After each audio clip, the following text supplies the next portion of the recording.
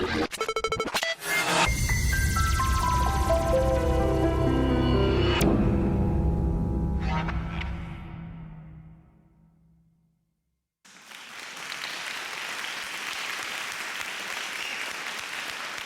afternoon, everyone. Can you hear me?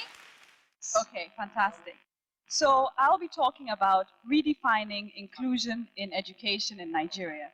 Now, the topic for today is inclusion, and I decided to structure my talk around that. So there's a quote by Nelson Mandela. It says that education is the one most powerful weapon to create change in the world. I'm very passionate about education, and I'm passionate about technology. They told me I need to choose the single one thing that I'm passionate about, but I couldn't. So since it's inclusion that we're talking about, I decided to be inclusive and include technology into my talk as well. So today I'll be talking about inclusion, education, and technology. Education is the one thing in the whole world that nobody can take away from you. Nobody. I work a lot with kids, and I always tell them, I said, learn a skill, get educated, because that's something that nobody can take from you. They can steal your clothes, your house, your car, everything you own, but they will never be able to take away your education. And technology is something I'm passionate about because I actually run a technology company. And it's something I've realized that is powerful beyond measure. Technology can, connect you to people. It can give you access to information that you normally wouldn't have access to. It is absolutely amazing. Now, if we normally talk about inclusion in education, we would talk about, making a school accessible to children in wheelchairs, making the learning experience accessible to people with disabilities, including the girl child in education. But is that what we really should be talking about in Nigeria? In Nigeria, we have an education crisis, and there's no question about it. Nigeria contributes 20% to all children globally that do not have access to education. This is massive. In a population of 170 million, there are 10.5 million children of primary school age that do not have access to education. So we're not talking about people in secondary school, we're not talking about people in university, we're talking about basic primary education. A population like India, they have 1 billion people.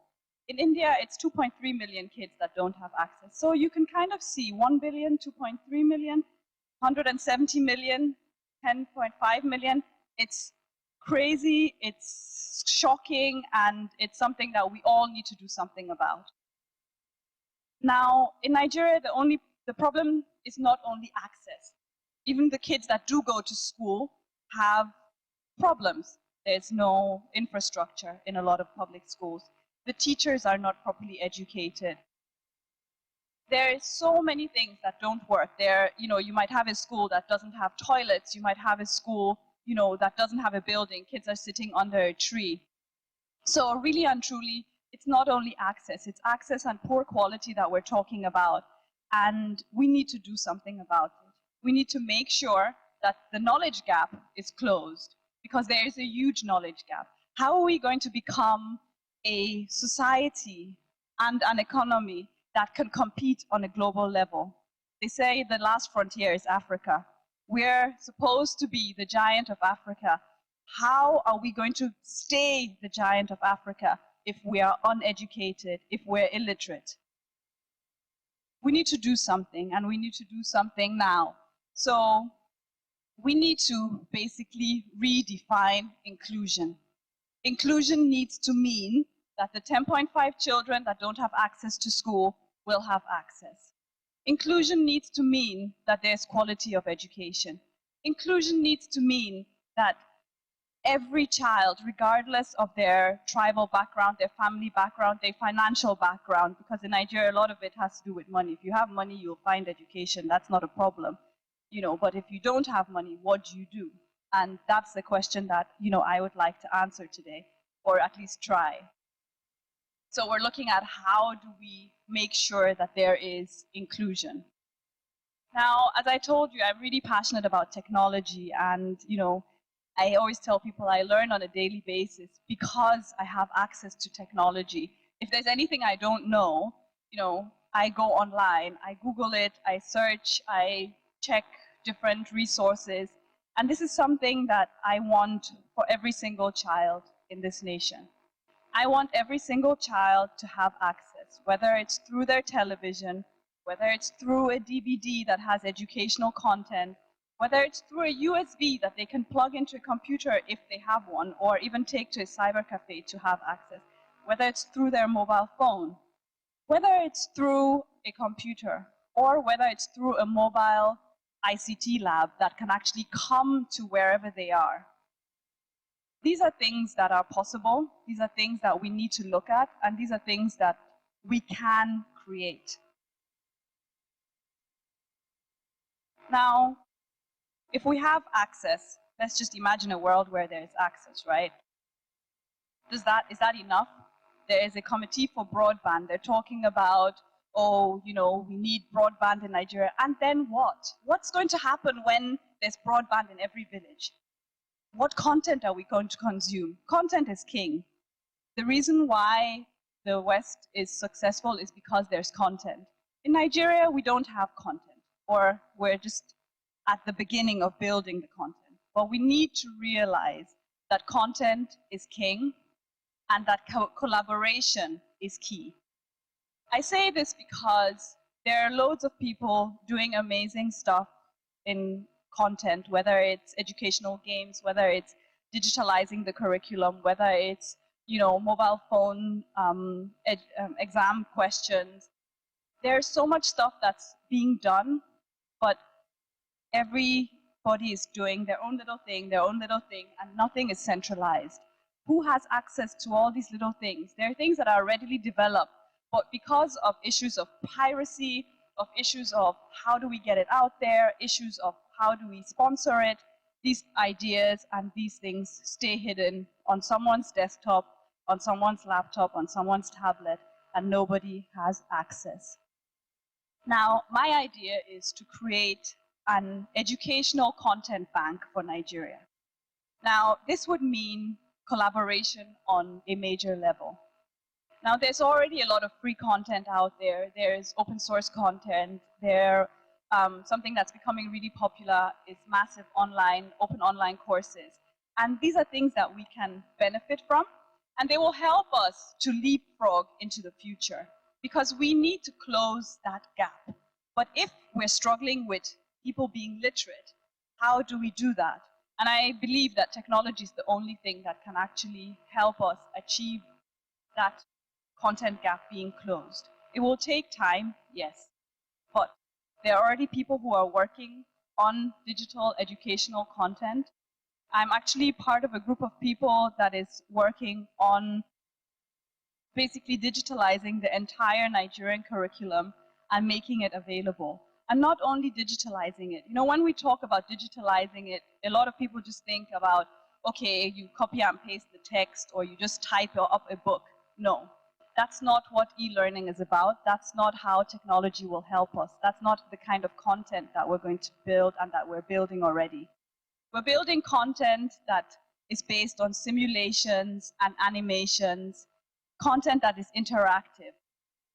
We're working with technology that is multifaceted, that can run on any platform. And I think that's really what's important, because there might be a child that has a TV in their home, because Nigeria is actually contributing to 1/4 of all sub-Saharan households with television. So there's televisions in almost every home in Nigeria. Now, this means that you might not have a mobile phone, but you have a TV. So why can't we port that content so that you can view it in your home at no cost and learn?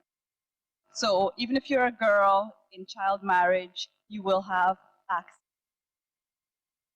Yes, it's not something to laugh about. It's something that is real. we're here in Lagos, you know, I mean, we look around and we hardly see kids that are not in school or not educated. But, you know, just going a little bit outside of Lagos or into places like Ajegunle, where all you see is children and half of them are not in school, that is something that is scary. During Occupy Nigeria, a lot of people ask me, what are you doing in Ojota? Why do you keep trooping there, you know?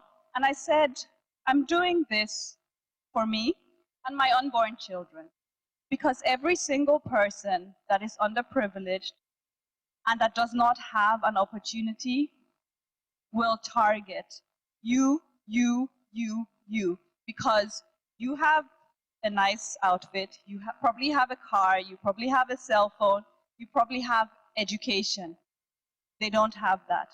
They have their muscles, they have a lot of negative energy around them, and they will use that. And that's why we need to take them out of that. And the only thing that can do that is education. Now, a lot of people have asked me, so how do you think this can be funded? And, you know, funding is always a huge issue. Now, for example, Lagos State spends about 4 billion naira on security through their security trust fund. This is a trust fund that is put in place to enhance security in the state, security that is actually supposed to be given within the state, but is not given. Now, why can't we have that for education?